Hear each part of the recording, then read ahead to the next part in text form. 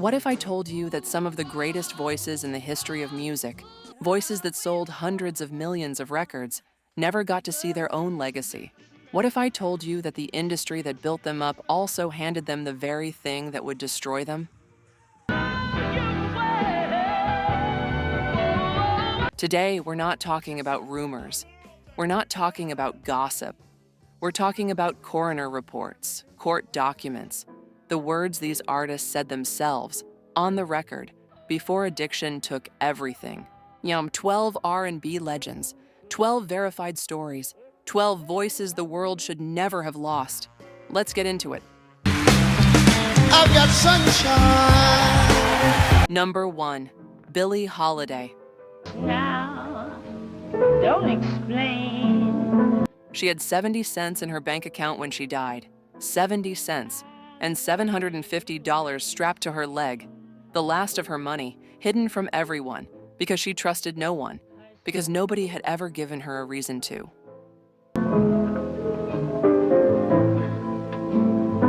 Born Eleanora Fagan in 1915 in Baltimore, Maryland, Billie Holiday was sexually assaulted at the age of 10. She worked in a brothel as a teenager, alongside her own mother. And she found her one escape in the music drifting out of a Harlem record shop.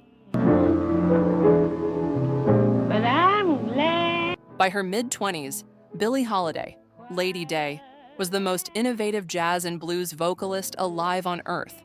With some name. She didn't sing songs, she inhabited them.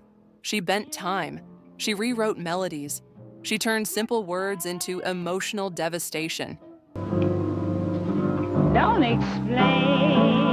In 1939, she recorded Strange Fruit, a haunting protest song about the lynching of Black Americans in the South. Her own label, Columbia Records, refused to release it. Now, she recorded it independently. Oh, that I love you. Time magazine later called it Song of the Century. But singing that song made her a target. And I know you cheat. Harry Anslinger, the director of the Federal Bureau of Narcotics, was a documented racist who made it his personal mission to silence Billie Holiday. He sent undercover agents to befriend her.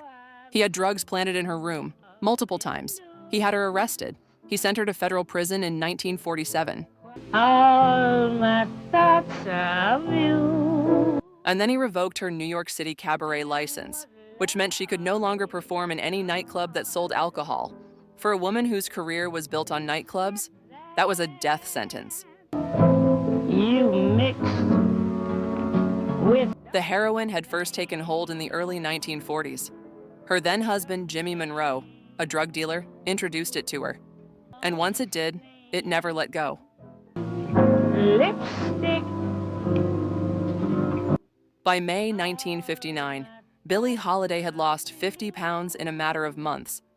She had to be helped off the stage after singing just one song at her final public performance. Love endures. She was admitted to Metropolitan Hospital in New York with cirrhosis of the liver, heart disease, and pulmonary edema. And then the Federal Bureau of Narcotics came for her. Shut up. And They raided her hospital room while she lay dying. They claimed to find heroin in her room. They handcuffed her to the bed. They took a mugshot of a dying woman in her hospital gown. They posted an armed guard outside her door. When they took away her flowers, her fan mail, her record player. hush now. Outside the hospital, protesters gathered with signs that read, "Let Lady Day live." Me sweet. On July 17, 1959, Billie Holiday died in the same bed where she'd been handcuffed. She was 44 years old.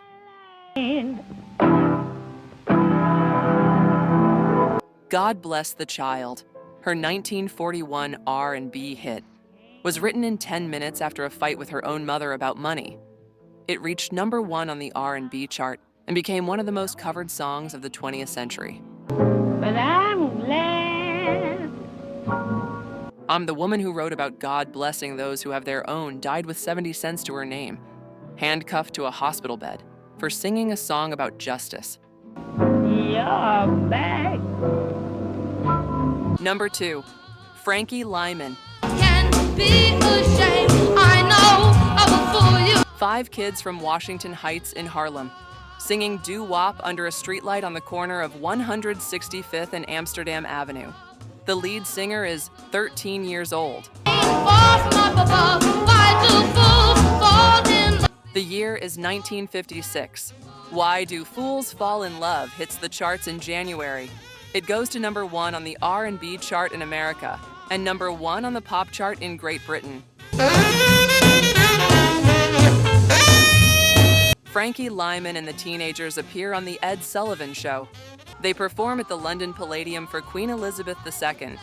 Note they earn $5,000 a week in 1956.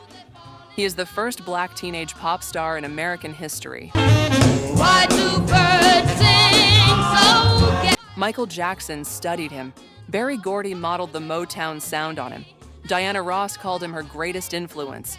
13 years old, 2 continents, number 1.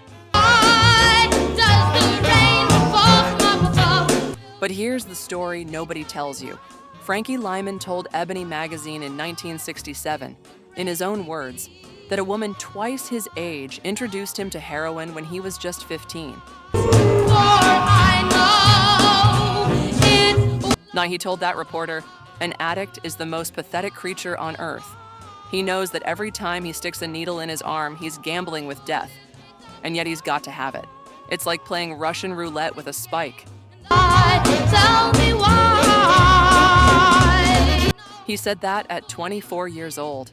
He had been using heroin for 9 years. And while he was spiraling, the vultures moved in.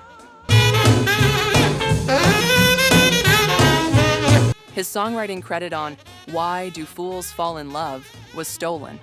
By the time Morris Levy, a mobster connected to Roulette Records, he was done. Frankie Lymon had been removed from the writing credit of his own most famous song. He never saw those royalties, not $1.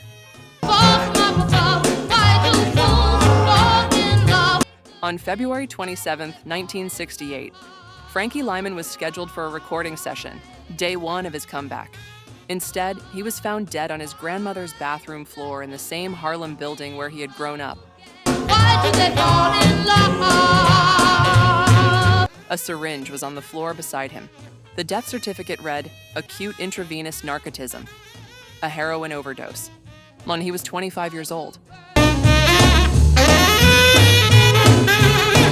For years, his grave had no headstone. A New Jersey music store had to hold a benefit concert just to raise enough money to mark the grave of America's first black teenage pop star. They fall in love. In 1981, 13 years after he died, Diana Ross covered Why Do Fools Fall in Love?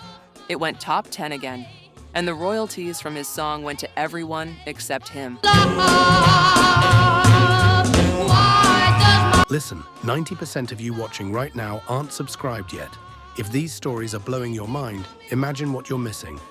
Hit subscribe, turn on that bell, and join the 200,000 R&B fans who never miss a Groove Lens upload.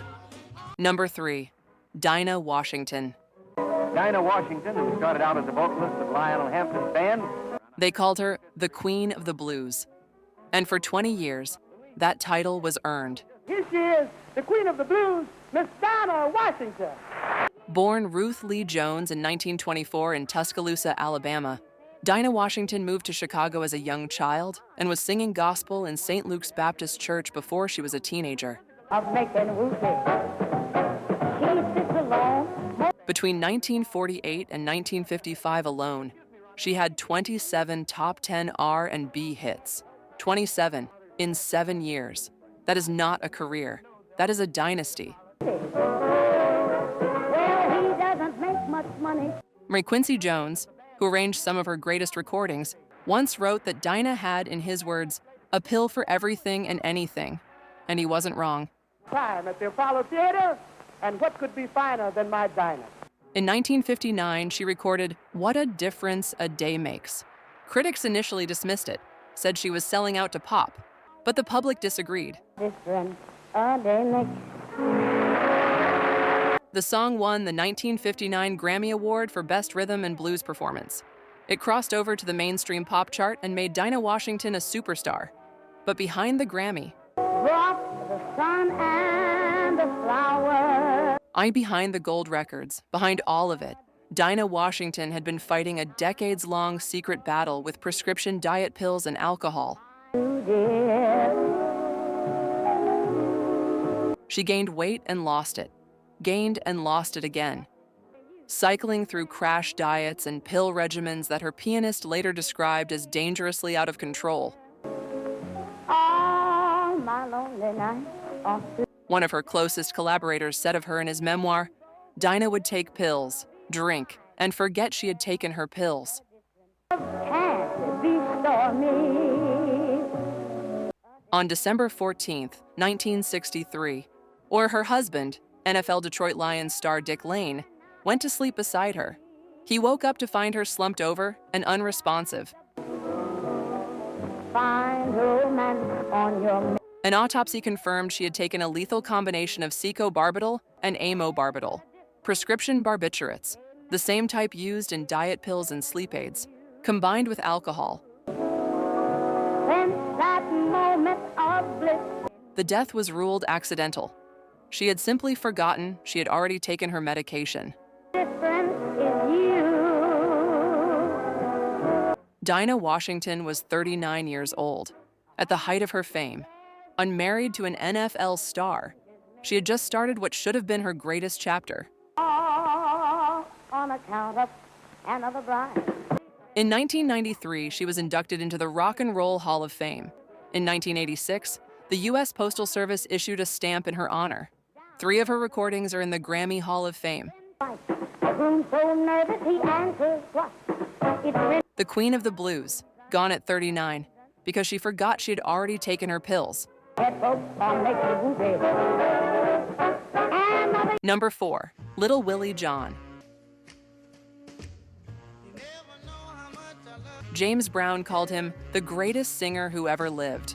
Not one of the greatest, the greatest.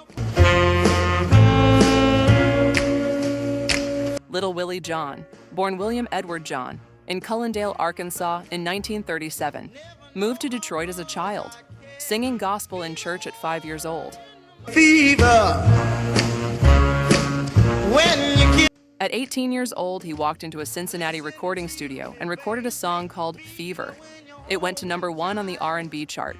It sold over 1 million copies. It was awarded a gold disc. No, and that was only the beginning. fever. When you For the next 7 years, between 1955 and 1962, Little Willie John charted 14 times on the Billboard Hot 100. hear every word I say. He toured with James Brown as his opening act. He performed at the Apollo Theater. He carried a gun on stage because that was just who he was. Fever. When you But Little Willie John had a problem. He was a violent alcoholic. He was arrested multiple times for narcotics, for swindling, for grand larceny. sun lights up the day. His record label, King Records, dropped him in 1963 specifically because of his alcohol abuse. Fever all through the night. On the night of October 17, 1964, at an after-show party in Seattle, Washington, Little Willie John, extremely intoxicated, got into a fight with an ex-convict over a chair. Fever. When you kiss me. The man was 6 feet 2 inches tall. Little Willie John was 5 feet 4. The man punched him in the mouth, and Little Willie John pulled a knife and stabbed him to death. When you put your arms around me.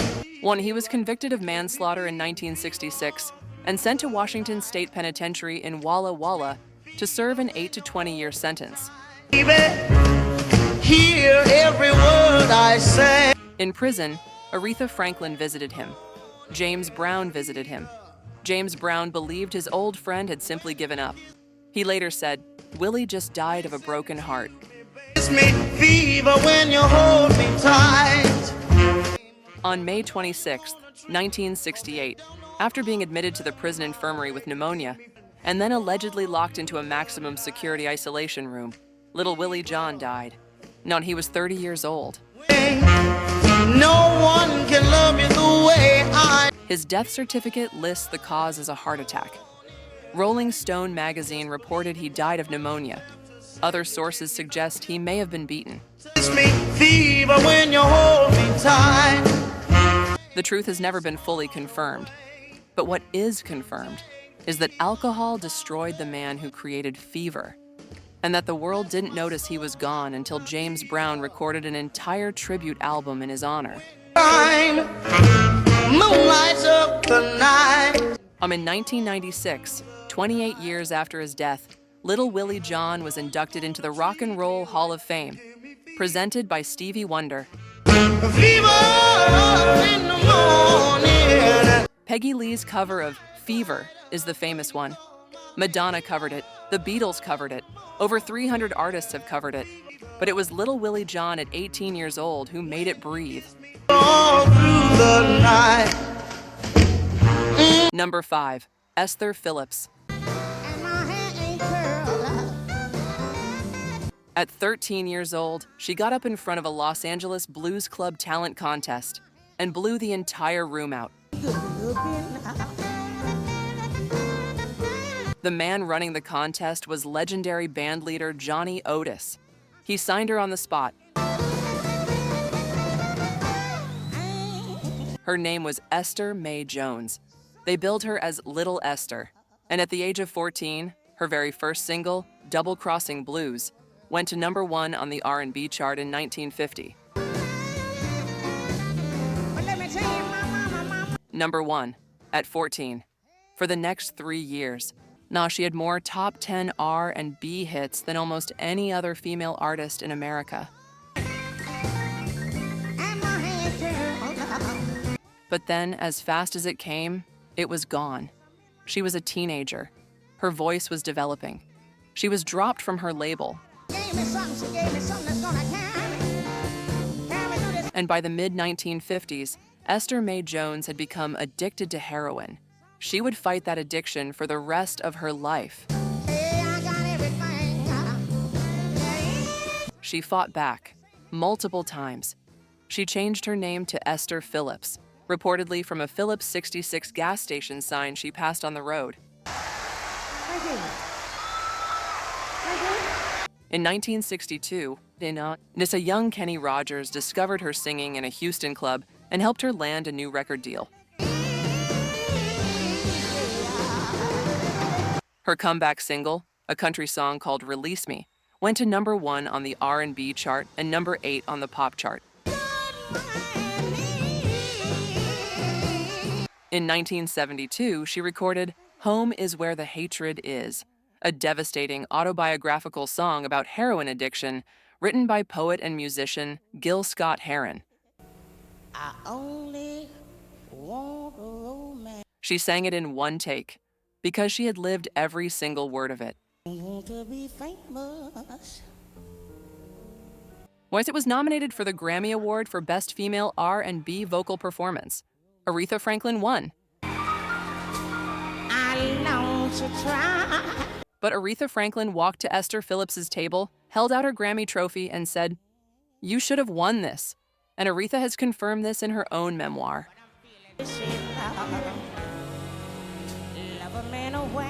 By the early 1980s, after 30 years of heroin, Esther Phillips's liver and kidneys were failing. On August 7, 1984, she died at the UCLA Medical Center in California, age 48. Just to call you my own. Wikipedia, the UCLA records, are in multiple biographies all state the same cause: liver and kidney failure due to long-term drug abuse. The night is so cold. She was first buried in an unmarked pauper's grave at Lincoln Memorial Park in Compton. Where can you be? It took a fundraising concert organized by Johnny Otis, the same man who had discovered her at 13, to raise enough money to have her moved to Forest Lawn Memorial Park in Hollywood Hills and properly marked. Twice nominated for the Rock and Roll Hall of Fame. Never inducted. Still hasn't been. On the Beatles once paid to fly her to England just to see her perform. Paul McCartney called her version of "And I Love Him" one of the finest covers he had ever heard. And she died in an unmarked grave in Compton, waiting to be found. Number 6, David Ruffin. We can all sing this one. Come on. Marvin Gaye once said of David Ruffin, in his exact words, "I heard in his voice a strength my own voice lacked, and Marvin Gaye was no slouch." David Ruffin was born in Wynot, Mississippi in 1941. His mother died in childbirth. His father was a Baptist minister. And from the moment David sang in that church as a child, everyone who heard him knew this was different. A voice that was part raw grit, part soaring glory, gospel and soul colliding in one human throat. Or in 1964, he joined the Temptations. In 1965, he sang lead on My Girl, the Temptations' first #1 pop single. Then Ain't Too Proud to Beg. Then Beauty is Only Skin Deep. Then I Wish It Would Rain. Then I Know I'm Losing You. Everyone a classic. Everyone that voice. But cocaine had already taken hold by 1967. He began missing rehearsals. While he demanded the group be renamed David Ruffin and the Temptations, he showed up to one performance in a helicopter, arriving separately from the rest of the group who came by van. In 1968, the Temptations fired him. His solo career had brief moments of brilliance. Walk Away from Love in 1975 was a top 10 hit. A triumphant reunion at Live Aid in 1985 brought the crowd to its feet with a standing ovation. But crack cocaine never stopped winning. In 1988, when he was arrested in Detroit for crack possession. Sentenced to probation, violated the probation, appeared before the judge and said, "I can't stop." The judge believed him. He was sent to a drug treatment center. On the night of May 31st, 1991, David Ruffin had just returned from a successful month-long tour of England. He had thousands of dollars on him. He climbed into a limousine with a friend and directed the driver to a crack house on 52nd Street in West Philadelphia. There's a love for you. While he and another man split 10 vials of crack cocaine. 25 minutes later, the cocaine was gone and David Ruffin was unconscious. Look here, you know.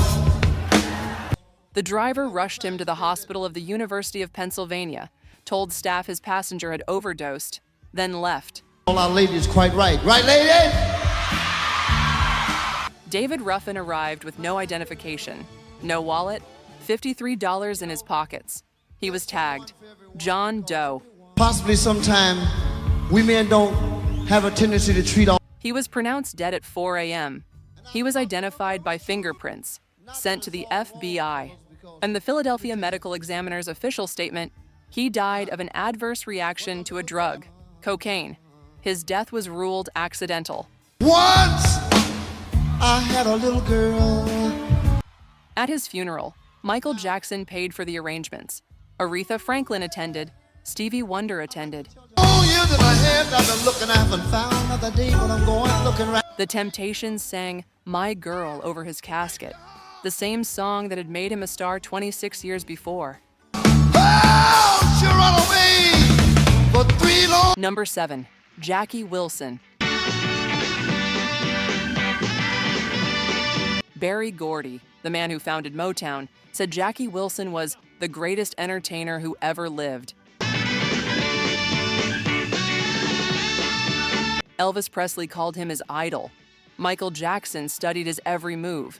James Brown called him his equal, which James Brown called no one. Jackie Wilson had a 6-octave tenor. He had been a Golden Gloves amateur boxing champion. He danced like electricity made human. He could sing opera, gospel, now blues and pop in the same performance, and make every single one feel like truth. Reet Petite in 1957, Lonely Teardrops in 1958, Baby Workout in 1963. And in 1967, Your Love Keeps Lifting Me, Higher and Higher, one of the most joyful, unstoppable R&B records ever put on wax. But behind the genius was a man destroying himself. Jackie Wilson's chronic abuse of amphetamines, cocaine, and alcohol is documented by his ex-wife, his children, his bandmates, or in multiple published biographies. I don't want nobody. I need nobody else. His wife filed for divorce citing his addiction. His career suffered. His money disappeared. His management robbed him for decades, never properly registering his songs, leaving him with pennies from records that sold millions. On September 29, 1975, Jackie Wilson was performing at the Latin Casino in Cherry Hill, New Jersey, on a Dick Clark show, and he was singing Lonely Teardrops. He had just reached the lyric, "My heart is crying," when he collapsed on stage. The audience applauded.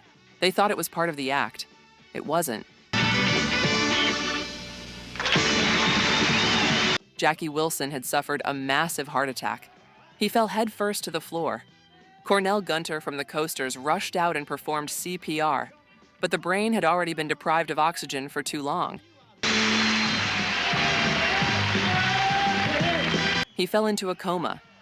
He briefly showed some recovery in 1976, and then slipped back and never spoke again.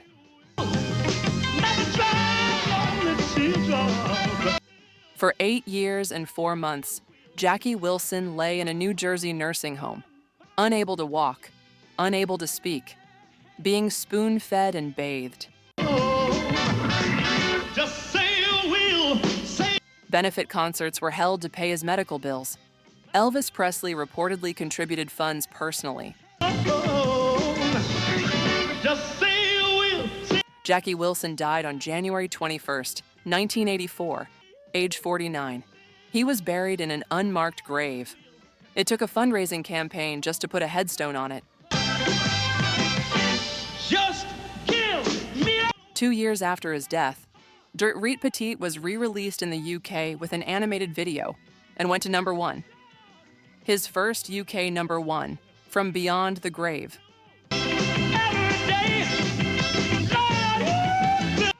In 1987, he was inducted into the Rock and Roll Hall of Fame. At a ceremony he could not attend because he was gone. Number 8, Marvin Gaye. Rolling Stone magazine ranks Marvin Gaye as the 9th greatest singer of all time. Not the 9th greatest R&B singer, the 9th greatest of all time. Every genre, every era, every country. What's going on? Let's get it on. I heard it through the grapevine. Mercy, mercy me. Sexual healing. A body of work so vast, so influential, so perfect, that even if he'd never made another album after 1973, he would still be in the conversation. Using, and he had actually gone into rehab at one. But Marvin Gaye had been using cocaine since the early 1960s. By the late 1970s, he was freebasing. His biographer, David Ritz, who spent more time with Gaye than almost anyone, documented that in 1979, Gaye consumed an ounce of cocaine in a single hour. I saw him. He was on tour. He was very sick at the time. In what Gaye later described as a suicide attempt that was more pleasant than a gun. By 1983, Marvin Gaye owed the IRS over $4.5 million. His cocaine and PCP-fueled paranoia had become unbearable. When he told a journalist before a 1983 world tour, "This tour will probably kill me." He survived the tour, but just barely. During a period of self-imposed exile in Belgium, he recorded Sexual Healing and won his first competitive Grammy Award at 44 years old. Then he moved back in with his parents in Los Angeles. And that decision, fueled by cocaine-induced paranoia, financial desperation, and his complete psychological collapse, would kill him. Yet the relationship between Marvin Gaye and his father had been violent for decades. His father beat him throughout his childhood. Gaye once said publicly, "By the time I was 12, there wasn't an inch on my body that hadn't been beaten by him."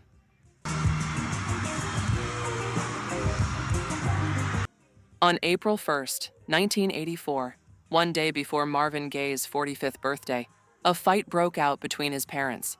Marvin stepped in to protect his mother.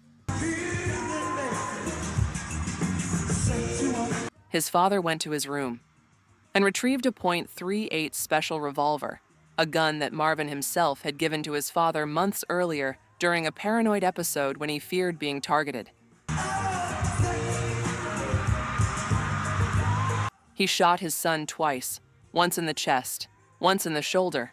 Marvin Gaye was pronounced dead before reaching the hospital. An autopsy confirmed cocaine was in his system, used 4 to 8 hours before his death. His last reported words to his brother Frankie: "I got what I wanted, and I couldn't do it myself, so I made him do it." Over 10,000 people attended his funeral. Smokey Robinson delivered the eulogy. Stevie Wonder sang.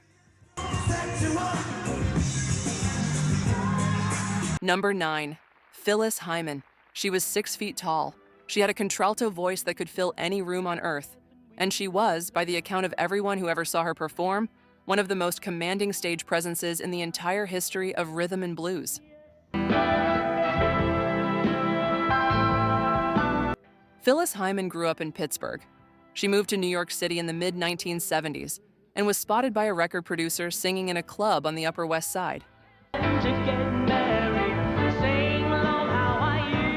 Her 1979 R&B hit "You Know How to Love Me" showed the world what she could do.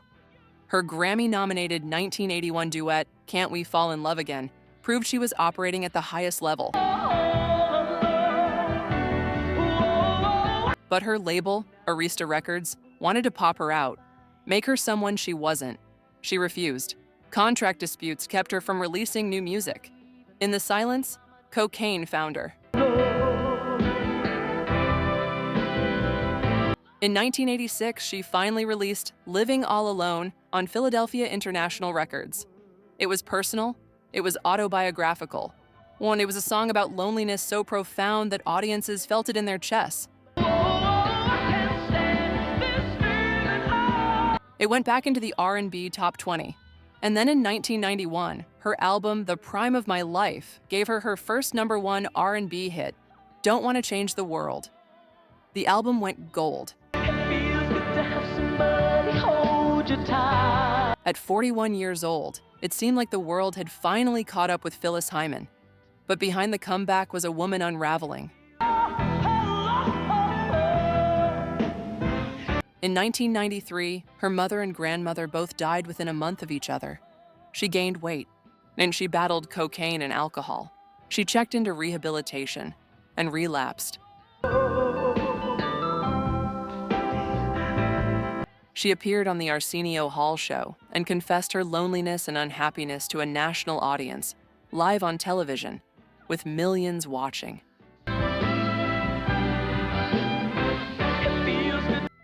On the morning of June 30th, 1995, Phyllis Hyman was scheduled to perform at the Apollo Theater in Harlem, a celebration show, a comeback moment. She never made it to the stage. Her assistant found her unconscious in her apartment at 2 p.m. She was pronounced dead at St. Luke's Roosevelt Hospital at 3:50 p.m. Cause of death, pentobarbital, secobarbital, and alcohol. Her suicide note read, "I'm tired. I'm tired. Those of you that I love know who you are. May God bless you." At her memorial, her sister said publicly that Phyllis Hyman had lived with addiction and depression. She was 6 days away from turning 46.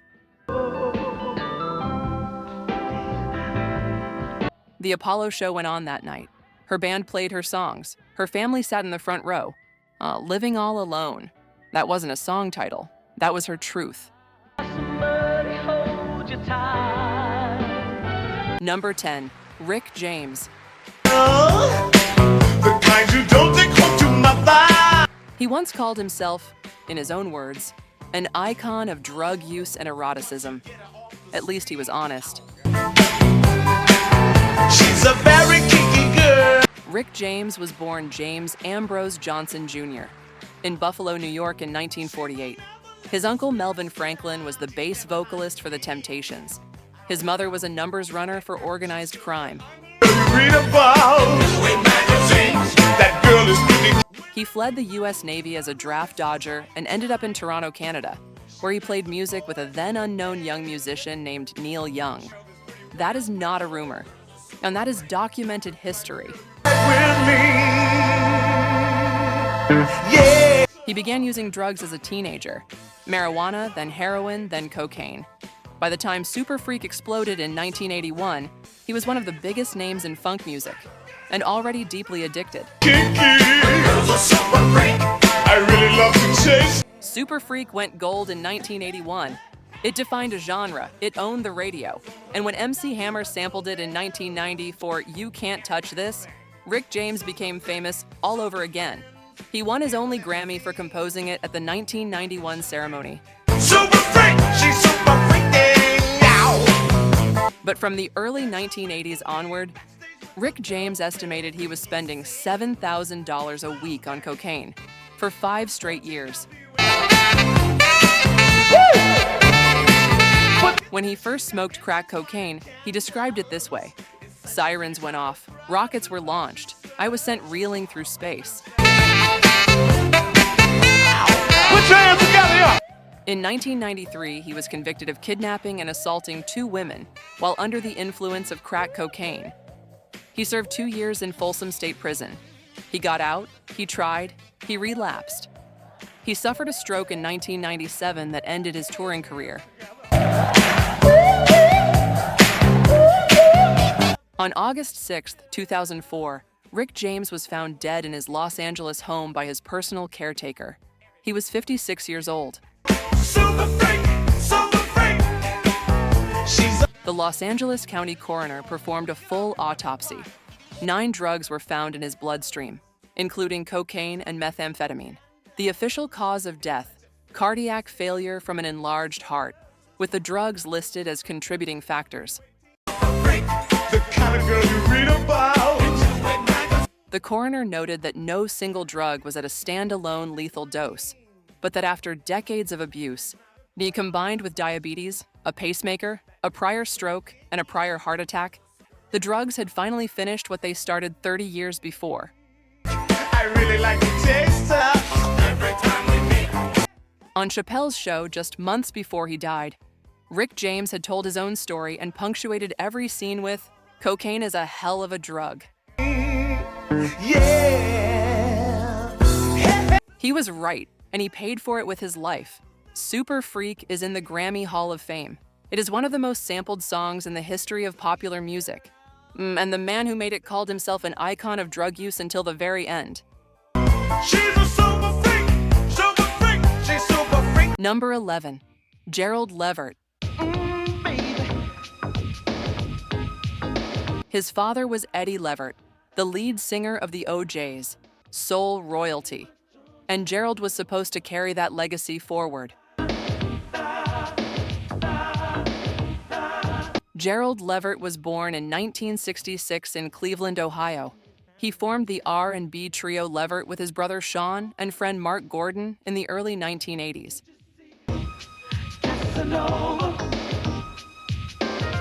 In 1987, their single Casanova went to number 5 on the Hot 100 and hit number 1 on the R&B chart. His voice, warm velvet wrapped around steel, it was powerful, emotional, and deeply soulful.